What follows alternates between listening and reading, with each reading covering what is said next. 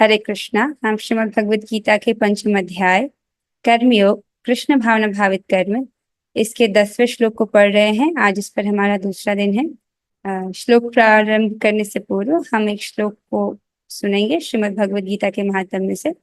इसमें कहा गया है, यस्यान्तःकरणं नित्यं गीतायां रमते सदा स साग्रिका सदा जपी क्रियावान सच पंडितः।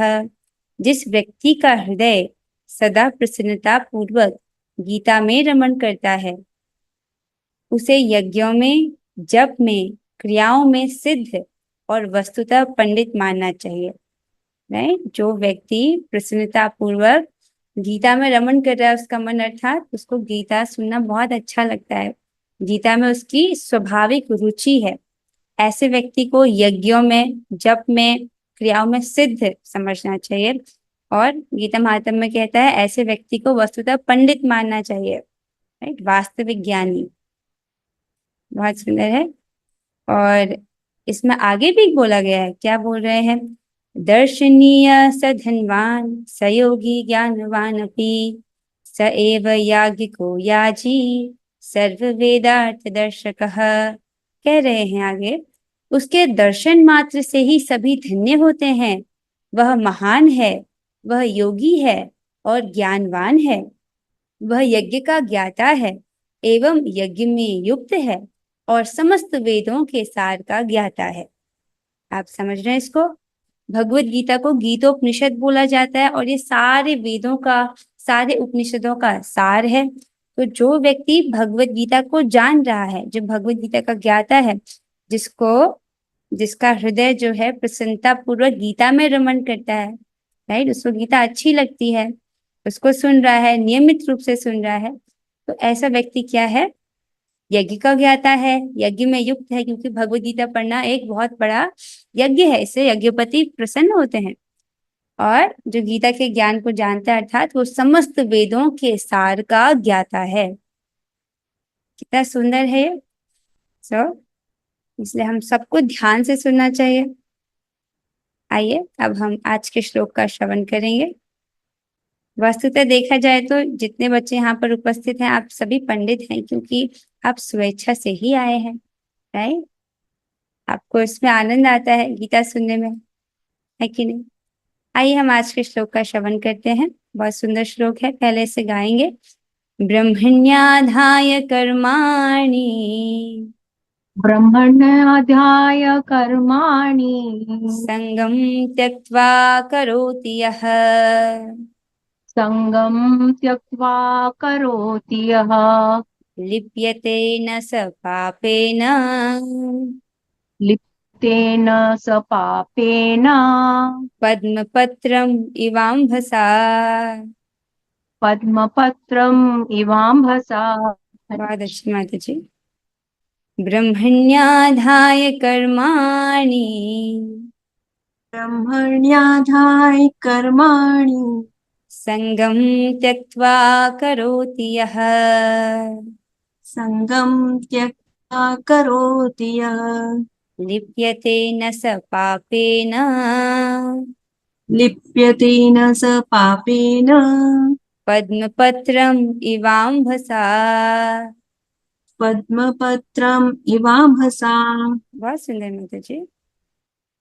ब्रह्मण्याधाय कर्माणि ब्रह्मण्याध्याय कर्माणि संगम त्यक्त्वा करोति यः संगं त्यक्त्वा करोति यः लिप्यते न स पापेन लिप्यते न स पापेन पद्मपत्रम् इवाम्भसा।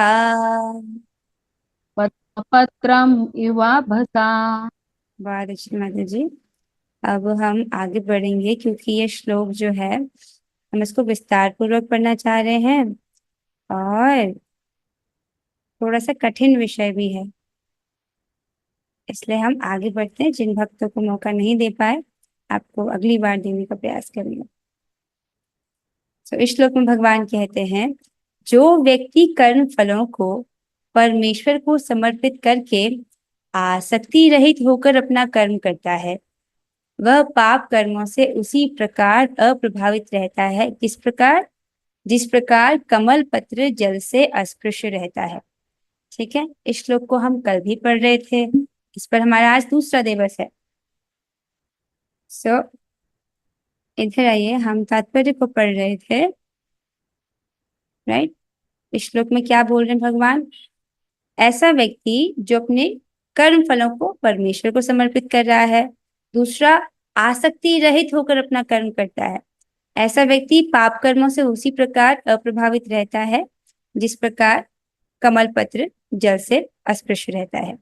ठीक है, सो कल हमने प्रभुपाद जी के तात्पर्य का पहला पैराग्राफ जो है उसको हम पढ़ने का प्रयास कर रहे थे, और आप ये समझ रहे थे कि जगत की प्रत्येक अभिव्यक्ति, जगत की प्रत्येक वस्तु ब्रह्म की अभिव्यक्ति है। कल हम बस ये लाइन समझना चाह रहे थे, राइट। और जैसे कि प्रभुपाद जी ने ओपनिंग लाइन में भी ये बोला कि यह भौतिक जगत प्रकृति के 3 गुणों की समग्र अभिव्यक्ति है, राइट। इतना ही हम समझ रहे थे कल, राइट। सो कल आपने समझा, इधर आइए, कि ये जो ब्रह्म नामक भौतिक वस्तु है, राइट, ये क्या है, प्रधान है, ये ब्रह्म ज्योति नहीं है। क्योंकि ब्रह्म ज्योति क्या है, भगवान के शरीर से निकलने वाली अंग कांति, वो तो आध्यात्मिक है, राइट। अगर कोई ब्रह्म का मतलब यहाँ पर ब्रह्म ज्योति समझता है तो वो गलत मीनिंग होगा। ब्रह्म ज्योति आध्यात्मिक है, ब्रह्म नामक भौतिक वस्तु अर्थात प्रधान की बात हो रही है, वो जन्म का स्रोत है। और भगवान कह रहे हैं कि मैं इसी ब्रह्म को गर्भस्थ करता हूँ, प्रधान को गर्भस्थ करते हैं, जिससे समस्त जीवों का जन्म होता है। ठीक है, सो और आपने इसको यहाँ भी समझा था कि ये ब्रह्म जो है, परम पुरुष उस ब्रह्म को जीवों के बीजों के साथ गर्भस्थ करता है। किस ब्रह्म को, प्रधान को। ठीक है, यहाँ पर जो है देखिए, भौतिक कारण की समग्र वस्तु जिसमें प्रकृति के तीनों गुण रहते हैं, सतोगुण रजोगुण तमोगुण, तीनों साम्य अवस्था में रहते हैं, अर्थात 1:1:1 के अनुपात में रहते हैं, कभी कभी ब्रह्म कहलाती है। ठीक है, इतना ही हमने कल समझा था कि जगत की प्रत्येक वस्तु ब्रह्म की अभिव्यक्ति है। यहाँ पर ब्रह्म का अर्थ प्रधान है। ठीक है, इतना हम सब समझ रहे थे कल, है ना, इतना तो सबको समझ आ रहा है। हाँ, तो इसी को थोड़ा सा और हमको आगे पढ़ना है आज। इस चार्ट को हम समझ रहे थे कल। तो यहाँ ये सृष्टि के शुरुआत में, जब भौतिक सृष्टि नहीं हुई थी, राइट, जब हम सृष्टि की शुरुआत में जा रहे हैं, उस वक्त पर आध्यात्मिक जगत है, यथावत है, सारे जो ऊपर के लोग हैं उसी प्रकार से हैं, भगवान उनमें नित्य लीलाएं कर रहे हैं। लेकिन अभी भौतिक सृष्टि की बात हो रही है, तो जो महाविष्णु है, ठीक है, जो कारण जल में लेटे रहते हैं, वो इस क्रिया को कर रहे हैं, उनकी अध्यक्षता में ये चीज हो रही है। ठीक है, और जो बबल्स दिख रहे हैं ब्रह्मांड, अभी ये वो समय है जब ये ब्रह्मांड नहीं, इनकी सृष्टि नहीं हुई है। ठीक है, तब महाविष्णु जी की अध्यक्षता में ये चीज होती है। क्या होता है कि जो प्रधान है, प्रधान क्या है, प्रकृति की अव्यक्त अवस्था, ऐसी अवस्था, कैसी अवस्था, अव्यक्त अवस्था, उसमें सतोगुण भी है, रजोगुण भी है और तमोगुण भी है, और कैसे अनुपात में है, 1:1:1 के रेशियो में है। ठीक है, इसका अर्थ कैसे समझ रहे हैं आप, जैसे सिंपल भाषा में अगर आप कुछ पका रहे हैं, तो एक कटोरी आपने कुछ लिया, एक कटोरी कुछ लिया, एक कटोरी कुछ लिया, तो अगर तीनों का परिमाण बराबर है तो आप कहेंगे एक 1:1:1 के अनुपात में आपने लिया है। उसी प्रकार से 100% सतोगुण, 100% रजोगुण, 100% तमोगुण है। ठीक है, अनअलॉयड फॉर्म में, उनमें कोई भी डिस्टरबेंस अभी नहीं हुआ है। ठीक है, उसके बाद भगवान क्या करते हैं, उसमें अपनी काल शक्ति का शोक करते हैं, तो फिर वो हो जाता है काल शुद्ध प्रधान। इधर आइए, काल शक्ति का शोक करते हैं तो वो जो प्रधान है, राइट, काल शुद्ध प्रधान में कन्वर्ट हो जाता है। काल शक्ति और जीव शक्ति को डालते हैं, अर्थात जीवों को गर्भस्थ करते हैं भगवान। ठीक है, फिर वो परिवर्तित प्रधान हो जाता है। उसके बाद उसमें कर्म शक्ति जब भगवान डालते हैं, फिर उसको महतत्व बोलते हैं। महतत्व क्या होता है, इसको ब्रह्मांड का बीज बोला जाता है। इसमें सतोगुण और रजोगुण मुख्य रूप से होता है। सतोगुण के कारण ज्ञान शक्ति, रजोगुण के कारण क्रिया शक्ति जो है उसमें विद्यमान रहती है, और तमोगुण भी होता है लेकिन गौण रूप से होता है। उसके बाद काल शक्ति जो है उसका तो निरंतर प्रभाव हो ही रहा है। फिर महत तत्व से आगे सृष्टि होती है अहंकार की। अहंकार की जब सृष्टि होती है तो बेसिकली महत तत्व में ही भगवान तमोगुण को बढ़ा देते हैं, तो वो अहंकार की सृष्टि होती है। अब उससे 3 प्रकार के अहंकार जो है वो आते हैं। कौन से 3 प्रकार के अहंकार? सात्विक अहंकार, राजसिक अहंकार और तामसिक अहंकार की सृष्टि होती है। सात्विक अहंकार से राइट मन और देवता प्रकट होते हैं, देवता अर्थात इंद्रियों के नियामक देवता। राजसिक अहंकार से बुद्धि और इंद्रियां प्रकट होती हैं, और तामसिक अहंकार से पंच महाभूत और तन्मात्राएं होती हैं। ठीक है। हाँ, अब इधर आइए, वापस एक स्टेप पीछे चलते हैं। तो महत तत्व से अहंकार की सृष्टि हुई, और अहंकार से द्रव्य, ज्ञान और क्रिया प्रकट होते हैं। द्रव्य अर्थात अधिभूत, ये टर्म्स आपको याद करना पड़ेगा। द्रव्य अर्थात अधिभूत, ज्ञान अर्थात अधिदैव इंद्रियों के नियामक देवता, और क्रिया अर्थात अध्यात्म अर्थात सूक्ष्म इंद्रियां। ये 3 टर्म्स आपको याद करने होंगे, अधिभूत, अधिदैव, अध्यात्म। तो आपको पूरे सीक्वेंस में ये ध्यान रखना है कि देखो प्रधान से ही ये सब कुछ प्रकट होता है, राइट। प्रधान से ही ये अधिभूत, अधिदैव और अध्यात्म जो है वो आ रहे हैं। ठीक है। जब भगवान उसमें अपनी जीव शक्ति और काल शक्ति का शुभ करते हैं तब। और ये सब कुछ जो है ध्यान रखना होगा, ये सब जो प्रक्रिया हो रही है अपने आप से नहीं होती है, भगवान की अध्यक्षता में होती है। भगवान कर रहे हैं इस प्रकार से। और साइंटिस्ट कैसी मूर्ख थ्योरी कहते हैं, वो कहते हैं कि नहीं, ये जगत जो है ये बिग बैंग थ्योरी के द्वारा जो है संभव हो पाया है। बिग बैंग थ्योरी में क्या कहते हैं कि वो एक इनफाइनाइट मास का ऑब्जेक्ट है जिसका वॉल्यूम टेंडिंग टू 0 है।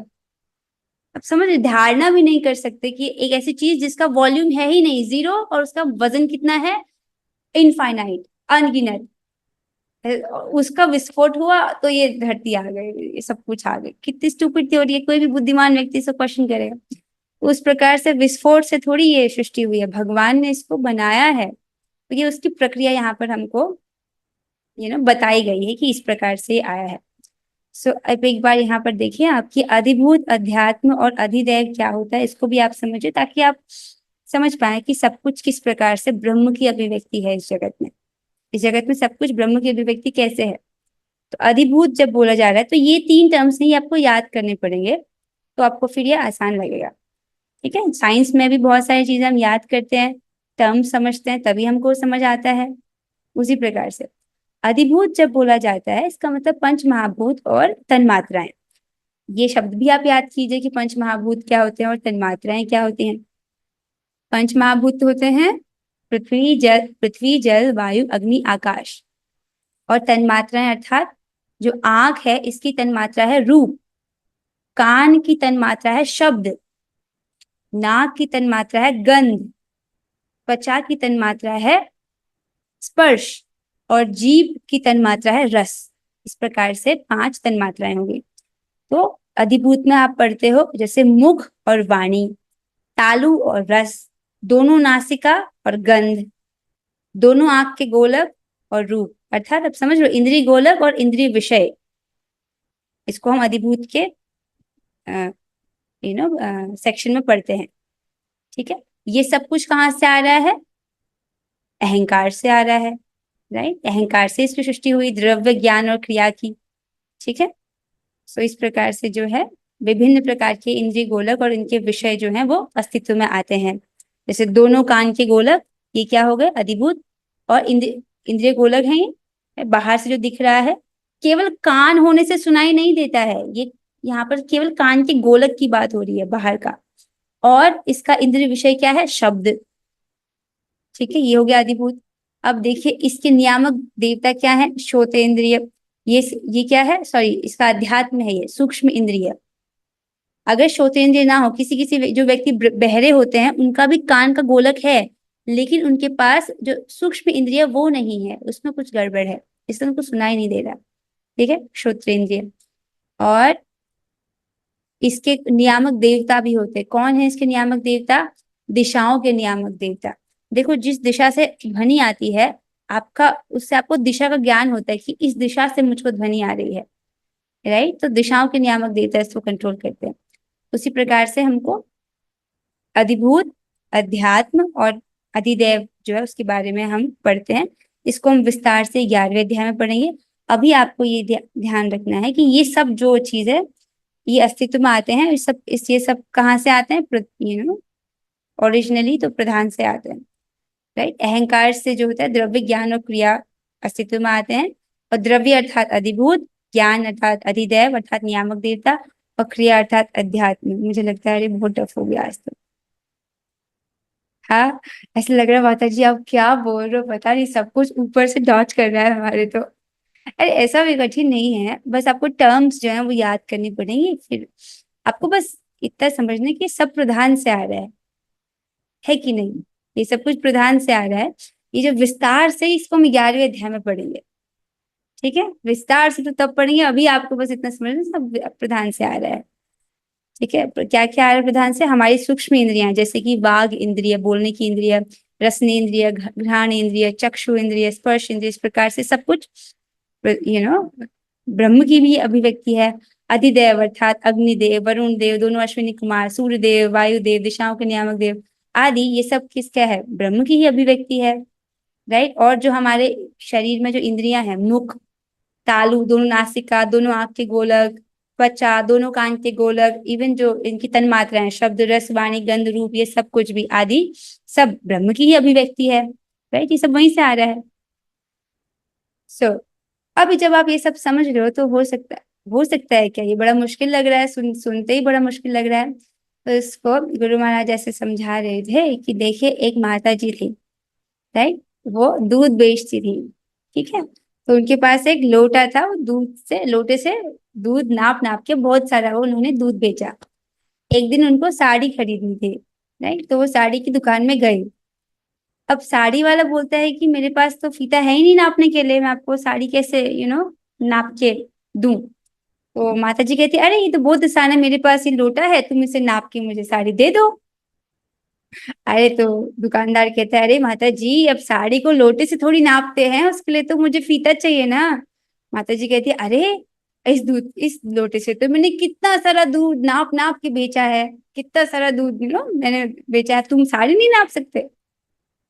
समझ रहे हैं इसका मतलब क्या है? इस उदाहरण को क्यों दिया गया है कि जिस प्रकार से हम लोटे से साड़ी को नहीं नाप सकते, उसी प्रकार भौतिक बुद्धि से हम इस बात की धारणा नहीं कर सकते कि यहाँ पर क्या एक्चुअली में बोला जा रहा है। समझ रहे? ये जो रिएक्शन हमको समझाया गया, बताया गया शास्त्र में, हम इसको अपनी भौतिक बुद्धि से नहीं सोच सकते कि क्या चल रहा है।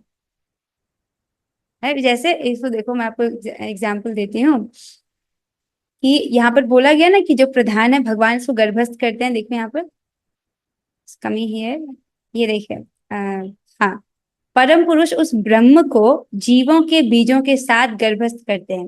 और कैसे करते हैं? अपने दृष्टिपात से गर्भस्थ करते हैं। इसको श्रीमद् भागवत में विस्तार से बोला गया है। तो जब आप समझ रहे हो कि भगवान अपने दृष्टिपात से प्रधान को गर्भस्थ कर रहे हैं, तो हम क्या सोचते हैं, हमारी क्या धारणा होगी? हम अपनी भौतिक बुद्धि से सोचेंगे भगवान यहाँ पर हैं, उन्होंने दृष्टिपात किया होगा, प्रधान कहीं बाहर होगा, ऐसे ऐसे दृष्टिपात किया होगा, गर्भस्थ हो गए।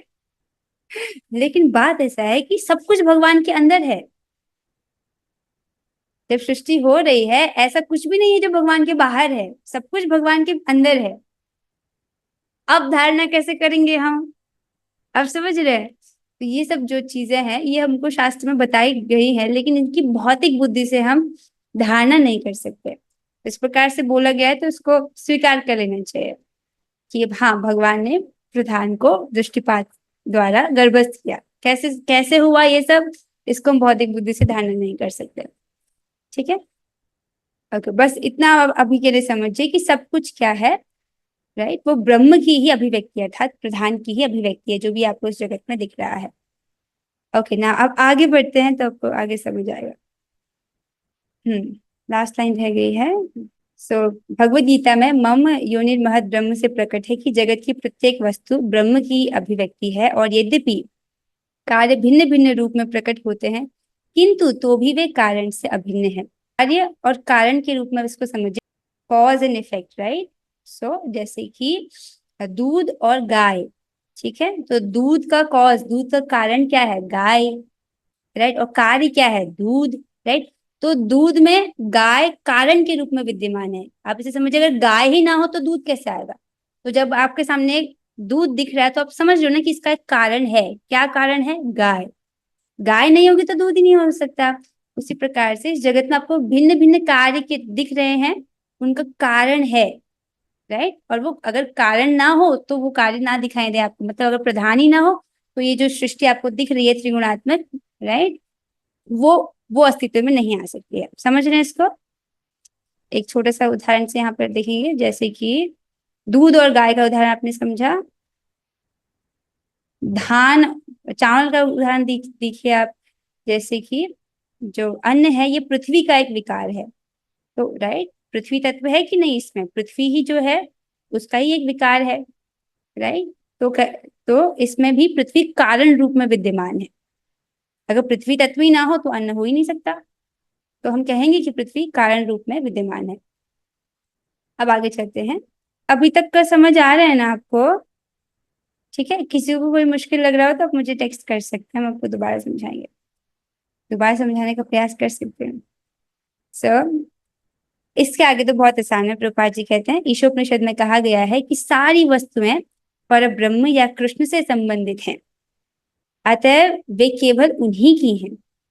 ये सब कुछ आपको इसलिए समझाया गया ताकि आप इतना समझ सको कि जो सारी वस्तुएं आपको दिख रही हैं अस्तित्व में, या जो नहीं भी दिख रही है, जैसे मन और बुद्धि दिखाई नहीं देता पर अस्तित्व में है, तो सारी वस्तुएं परब्रह्म या कृष्ण से संबंधित हैं, अतः वे केवल उन्हीं की हैं। जो यह भली भांति जानता है कि प्रत्येक वस्तु कृष्ण की है और वे ही प्रत्येक वस्तु के स्वामी हैं, अतः प्रत्येक वस्तु भगवान की सेवा में ही नियोजित है या होनी चाहिए, उसे स्वभावतः शुभ अशुभ कर्म फलों से कोई प्रयोजन नहीं रहता। यही मेन बात है जो आपको समझनी है। ये सब कुछ आपने इसलिए समझा ताकि आप समझो कि जो सब, राइट, इस जगत में जो कुछ भी है वो सब कृष्ण की संपत्ति है, सब कुछ भगवान का है। तो इन सब का उपयोग भगवान की सेवा में होना चाहिए। यदि धन है तो वो भी कृष्ण का है, शरीर है तो ये भी कृष्ण का है, घर है तो वो भी कृष्ण का है, सब कुछ जो भी है वो कृष्ण का है, तो उसका उपयोग भगवान की सेवा में ही होना चाहिए। और जो व्यक्ति ऐसा समझ रहा है, राइट, तो उसे स्वभावतः शुभ अशुभ कर्म फल से कोई प्रयोजन नहीं रहता, उसको कर्मों के जो शुभ अशुभ फल हैं उससे वो प्रभावित नहीं होता है। ठीक है, यहाँ तक कि विशेष प्रकार का कर्म संपन्न करने के लिए भगवान द्वारा प्रदत्त मनुष्य का शरीर भी कृष्ण भावनामृत में संलग्न किया जा सकता है।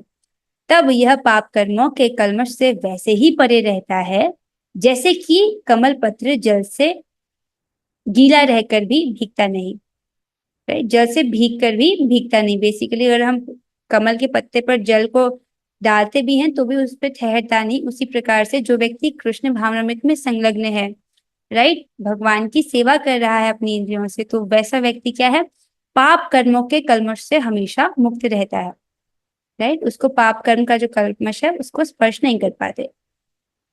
भगवत गीता 3:30 में भी कहते हैं मयि सर्वाणि कर्माणि सन्न्यस्य। क्या कहते हैं 3:30 में? एक बार हम श्लोक को देखेंगे।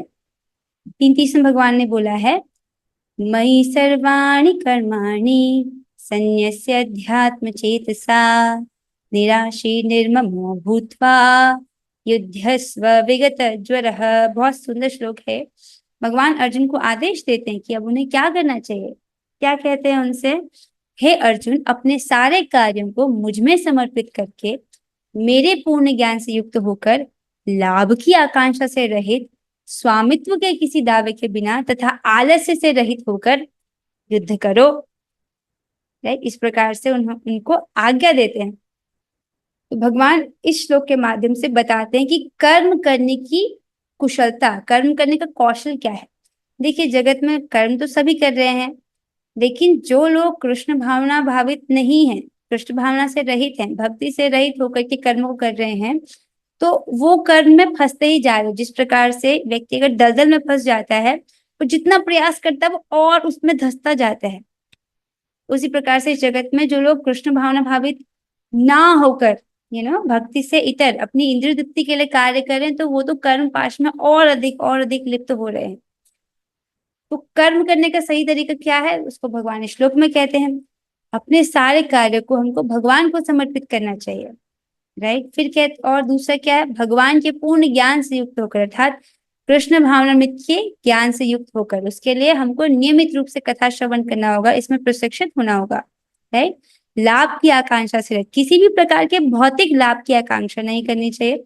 हम अपने कर्तव्य को करते हैं ताकि कृष्ण से प्रसन्न हो जाए, राइट। किसी भौतिक लाभ या हानि की आकांक्षा से युक्त होकर उस कार्य को नहीं करते हैं। प्रसन्नता हमारी कहाँ, किस बात पर रिलाई करती है, कि इस कार्य से भगवान प्रसन्न हो जाए। फिर स्वामित्व के किसी दावे के बिना, तो व्यक्ति समझता है कि मैं स्वतंत्र करता नहीं हूँ।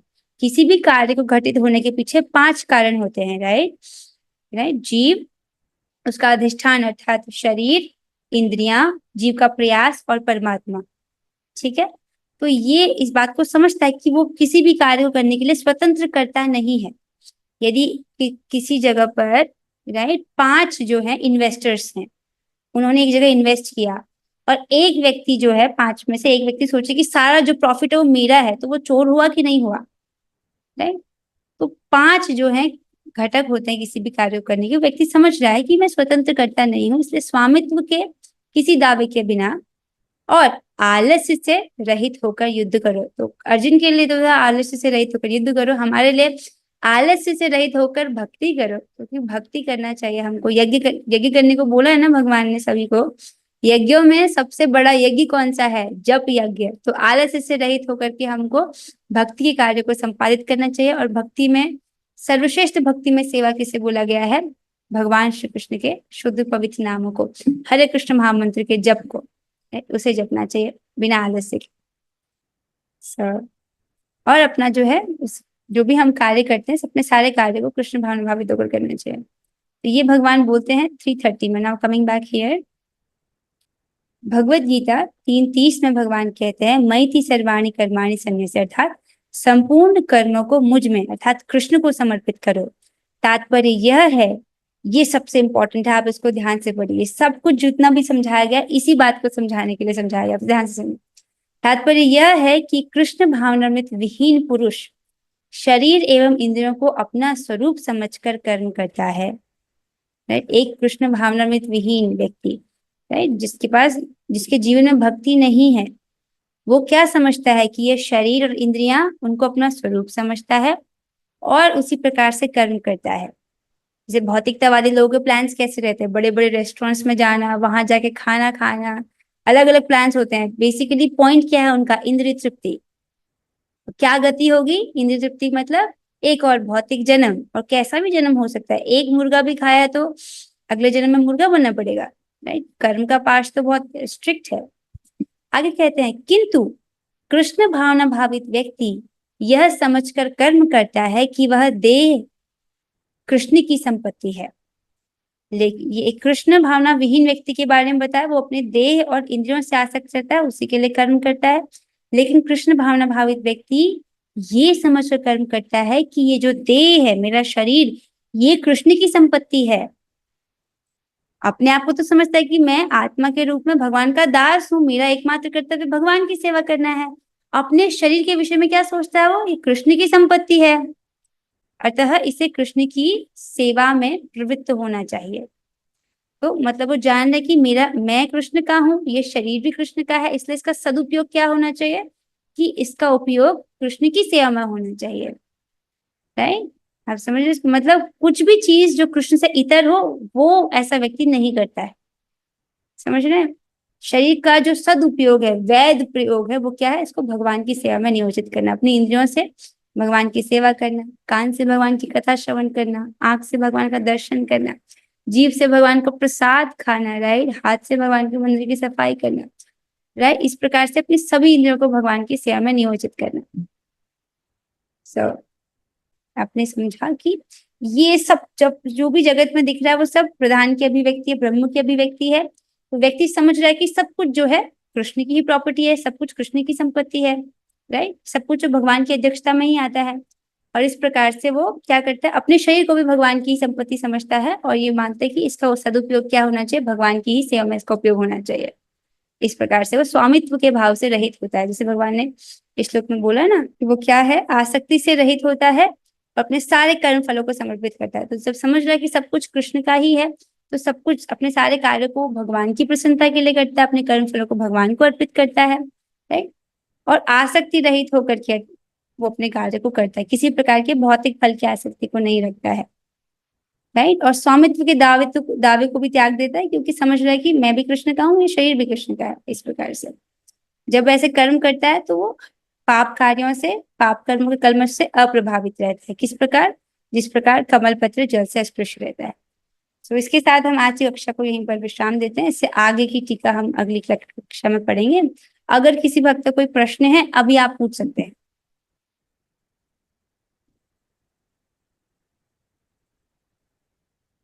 ओके, कोई प्रश्न नहीं है, ठीक है। बस आपसे आपका एक होमवर्क है, ये अधिभूत क्या है, अध्यात्म क्या है और अधिदेव क्या है, इसको आप बस याद कर लो, ठीक है। मैं पूछूंगी अधिभूत क्या है, तो आपको बोलना है पंच महाभूत और पंच तन्मात्रा है। अधिदेव क्या है? इंद्रियों के नियामक देवता, ठीक है। और अध्यात्म क्या है? सूक्ष्म इंद्रिया। इतना इतना इतना एटलीस्ट याद होना चाहिए, वरना मैं क्या, इतना एटलीस्ट इतना याद कर लेना, ओके। अच्छा ठीक है, अब हम चलते हैं। आज 3 बार हरे कृष्ण महामंत्र करेंगे। आप लोग अपने माइक को ऑन कर लीजिए, चलिए साथ में करते हैं। हरे कृष्णा कृष्ण कृष्णा हरे हरे, हरे राम राम राम हरे हरे, हरे कृष्णा कृष्ण कृष्णा हरे हरे, हरे राम राम राम हरे हरे, हरे कृष्णा कृष्ण कृष्णा हरे हरे, हरे राम राम राम हरे हरे। श्रीमद् भगवद गीता की जय, श्री प्रभुपाद की जय। और श्री गुरु गंगा। हरे कृष्णा।